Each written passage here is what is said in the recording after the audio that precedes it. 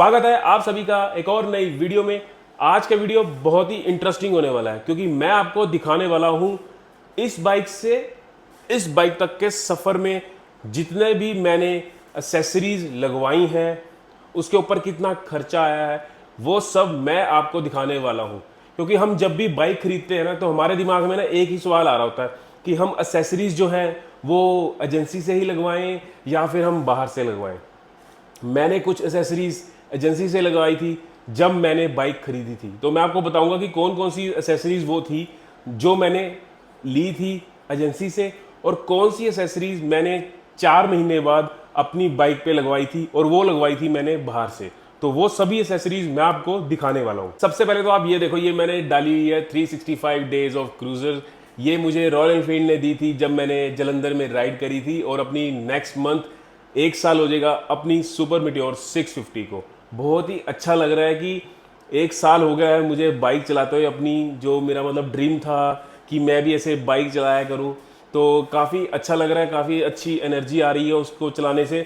और I hope आगे भी मैं ऐसे राइड करता रहूं और आप लोगों को व्लॉग्स दिखाता रहूं। सो वीडियो शुरू करने से पहले if you are new to this channel, आपको क्या करना है, आप इस वीडियो को यहीं पॉज करो और जाओ पहले जाके सब्सक्राइब कर लो ताकि ऐसी वीडियोस और व्लॉग्स आप मिस ना करो।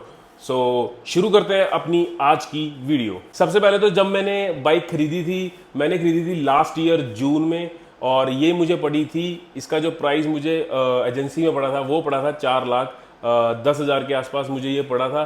और मैंने कुछ एसेसरीज जो थी वो एजेंसी से ही लगवाई थी, जो कि सबसे पहले थी ये अपना लेग गार्ड। पहले मेरे दिमाग में भी आ रहा था कि यार मैं ना बाहर से एसेसरीज लगवा लूंगा। मेरे ख्याल से 5,500 रुपये का अंदर था वो लेग गार्ड की जो प्राइस थी वो 5,500 की थी और बाहर कोई 3-3,500 का बन रहा था। तो मेरे दिमाग में ये आया कि यार इसने ना देखो एक तरह से प्रोटेक्ट करना है। अगर आप बाइक चला रहे होगे ना, तो सामने से अगर कोई हिट करता है या गिरती है बाइक, इतना हैवी इसका वेट है, अगर ये गिरती है तो सारा जो वेट है ना इसी के ऊपर आना है। तो इस चीज़ में कॉम्प्रोमाइज़ नहीं करना चाहिए। सो मेरे दिमाग में यही था। इसी के कारण मैंने क्या किया, मैं कहा देखो लेग गार्ड तो एजेंसी से लगवा लेते हैं। रॉयल एनफील्ड जो माना जाता है अपने नाम से ही माना जाता है और वो उनकी जो चीज़ें होती हैं, उनकी जो क्वालिटी होती है वो टॉप नॉच होती है। हालांकि कहते हैं, कह रहे जब ये एक बार गिरती है ना, अगर मान लो बाइक गिरी है, अगर इसके ऊपर लोड आ गया, क्या बोलते हैं, लेग गार्ड के ऊपर, तो ये ना टूटता ही है। बट देखो उससे इससे इतना मैटर नहीं करता। मेन मैटर करता है कि क्या वो हमारे लेग्स को प्रोटेक्ट कर रहा है।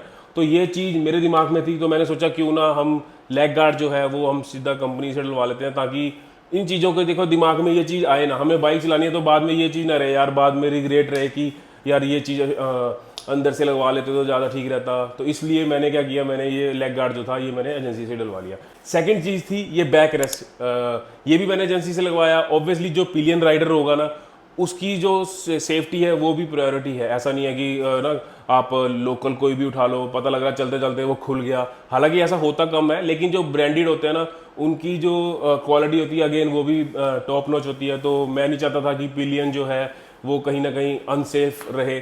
तो इसलिए मैंने क्या किया, बैक रेस्ट भी जो था ना वो मैंने कंपनी से ही डलवा लिया था। इसलिए मैंने क्या सोचा, मैं कहा देखो 2-4 हज़ार बचाने के चक्कर में हमें इन चीज़ों से कॉम्प्रोमाइज़ नहीं करना। सो इसलिए मैंने बैक रेस्ट भी जो था ना वो भी मैंने एजेंसी से ही डलवा लिया था। तीसरी जो चीज़ मैंने कंपनी से डलवाई थी ना, वो मेरे को मतलब मजबूरी भी थी और मेरा शौक भी था उस तरीके के लिए, जो कि थे बार एंड मिरर्स। जब मैंने मोटरसाइकिल खरीदा था ना, तो उस टाइम पर इनके साथ जो मिरर्स आते हैं ना, वो उन लोगों के पास उस टाइम पे अवेलेबल नहीं थे। हालांकि देखो साल होने वाला है, वो अभी भी अवेलेबल नहीं है और अभी आज तक नहीं मुझे मिले।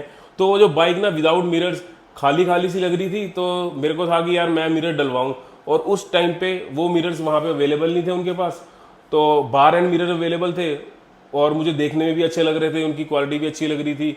तो मैंने क्या किया, मैंने वो उस टाइम पे डलवा लिए। हालांकि इसके अंदर इसमें कोई सिक्योरिटी उस पॉइंट ऑफ व्यू से कुछ नहीं था, बट मुझे था कि मैं विदाउट मिरर्स अपना, मुझे ना बाइक जो थी खाली खाली लग रही थी, तो मेरा मन था डलवाने का। और उस टाइम पे उनके पास बार एंड मिरर ही अवेलेबल थे और मुझे देखने में भी अच्छे लग रहे थे, तो मैंने वो चीज़ वहीं पर डलवा ली थी। और वो मुझे पड़े थे लगभग प्राइस मुझे अभी इस टाइम पे याद नहीं आ रहा, बट जो भी होगा मैं यहाँ पे मेंशन कर दूंगा।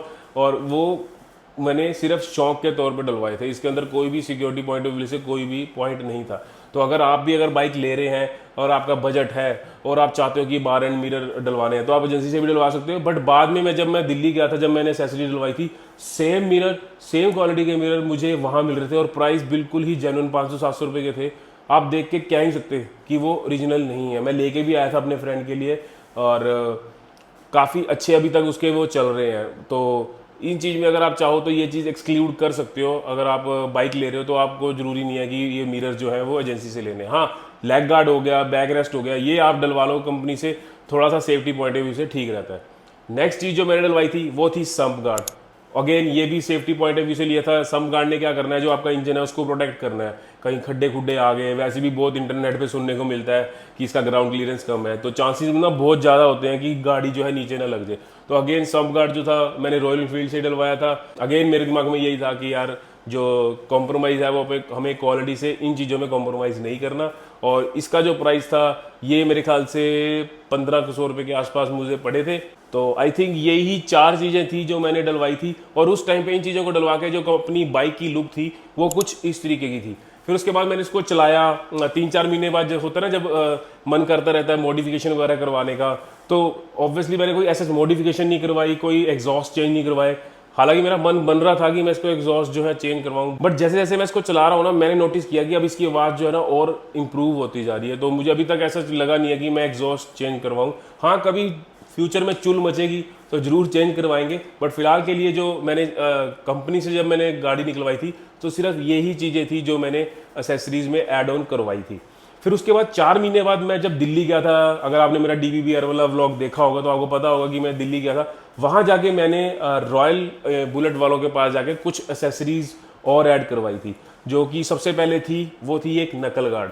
ये नकल गार्ड, इनका भी मेरा कोई ऐसा कोई प्लान नहीं था। वहाँ खड़े थे तो एक सुपर मीटियोर आई, ग्रीन कलर की वो सुपर मीटियोर थी, उस पर ये लगे हुए थे और ना हमारा सारा काम हो चुका था, हम जाने ही वाले थे। बस उसी टाइम वो एंटर करी, वो देख के ना वो इतने अपीलिंग से लगे ना, तो मैंने पंडित को बोला यार पंडित ये होने चाहिए अपनी बाइक के ऊपर, काफ़ी वाइड लुक देते हैं, ब्रॉड लुक देते हैं।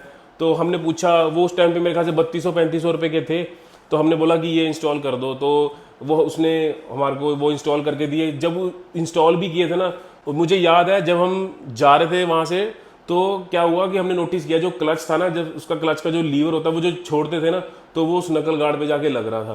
फिर हम दोबारा उनके पास गए, मैंने उनको बताया कि यार ये प्रॉब्लम आ रही है। फिर उन्होंने ना उन नकल गार्ड के ऊपर एक एक्सटेंडर लगाया, उसको एक्सटेंड करके थोड़ा सा बाहर की तरफ किया और हमें मतलब ठीक करके दिया। तो सर्विस पॉइंट ऑफ व्यू से मुझे बहुत अच्छा लगा कि कई बार पता है क्या होता है, लोग क्या करते हैं, एक बार आपने एसेसरीज डलवा ली, बस उसके बाद जैसे नेक्स्ट टाइम आओगे तो आपको ठीक है, मतलब प्रायोरिटीज जो है ना वो कम देते हैं। लेकिन ऐसा उनके केस में ऐसा नहीं था, उन्होंने बहुत बढ़िया अच्छे से मुझे डील किया। दोबारा से भी आए तो बंदा आया, मुझे आके उसने देखा, उसको उसी टाइम पे ठीक करके दिया। ऐसे नहीं बोला कि आप थोड़ी देर वेट कर लो। तो सर्विस पॉइंट ऑफ व्यू से रॉयल बुलेट वालों के साथ मेरा बहुत अच्छा मतलब एक्सपीरियंस रहा था।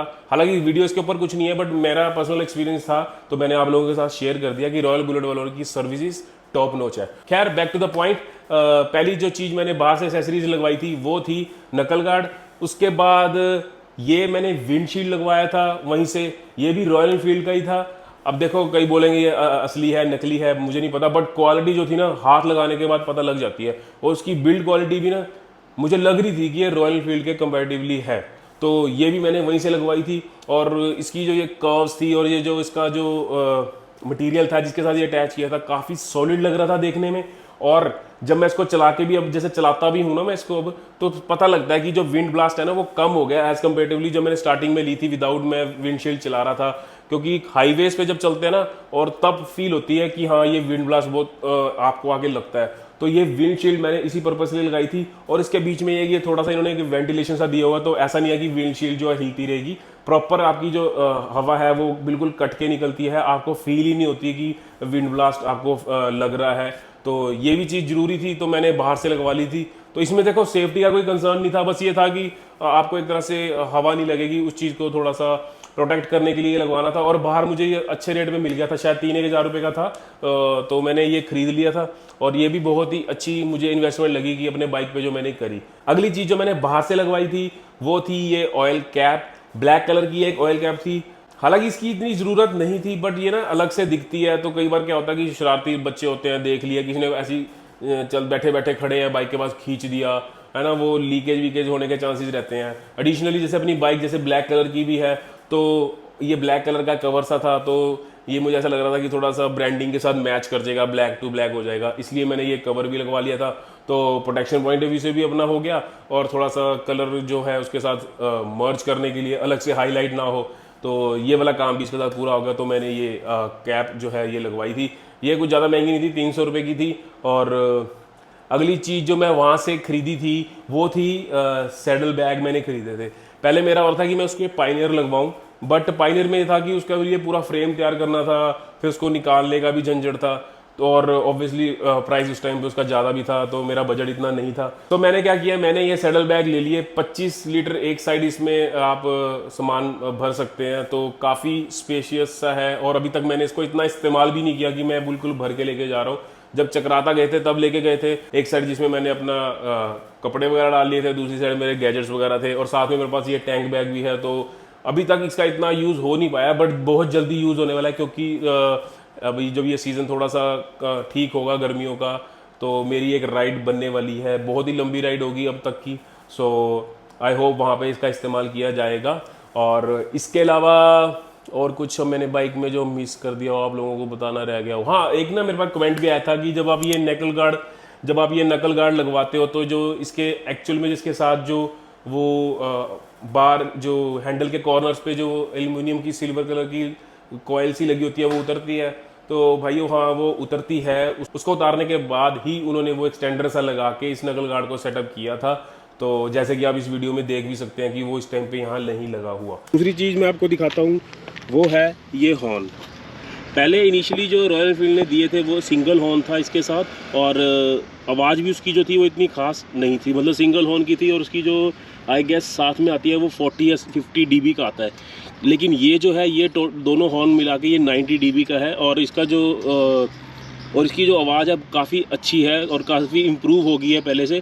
और इस हॉर्न के जो प्राइस मुझे लगा था वो लगा है 650 रुपये। सो ये थी वीडियो अबाउट एसेसरीज जो मैंने at the time of purchased और बाहर से लगवाई। आई होप आपको ये वीडियो अच्छी लगी होगी और आपको पता लग गया होगा कि कौन कौन सी चीज़ें जो है आप एजेंसी से लगवा सकते हो या बाहर से अगर आपको लगवानी है तो। हालांकि ये इंडिविजुअल टू इंडिविजुअल वेरी करता है। देखो, आपके टेस्ट के हिसाब से भी ऑब्वियसली कई लोगों को ब्रांडेड चीज़ें ही पसंद आती हैं, तो ऑब्वियसली हर एक चीज़ आप एजेंसी से डलवाओगे। बट कई बार कई होता है, कई सोचते हैं कि कुछ 2-4 पैसे अगर बच रहे हैं, सेम चीज़ या सिमिलर चीज़ बाहर से मिल रही है, तो क्यों ना बाहर से लगवा लिया जाए। तो आई होप आपको ये वीडियो समझ आई होगी कि कौन सी चीज़ें आप अंदर से लगवा सकते हो और कौन सी आप बाहर से खरीद सकते हो। सो अगर आपको वीडियो अच्छी लगी तो वीडियो को लाइक किए बिना मत जाना। और नेक्स्ट वीक मैं डालने वाला हूँ गियर्स की वीडियो, कौन कौन से गियर मेरे पास हैं जो मैं यूज़ कर रहा हूँ। सो अगर आप चैनल पे न्यू हो तो इसको सब्सक्राइब किए बिना मत जाना। मिलता हूँ ऐसी और नई वीडियो में। Till then, peace out.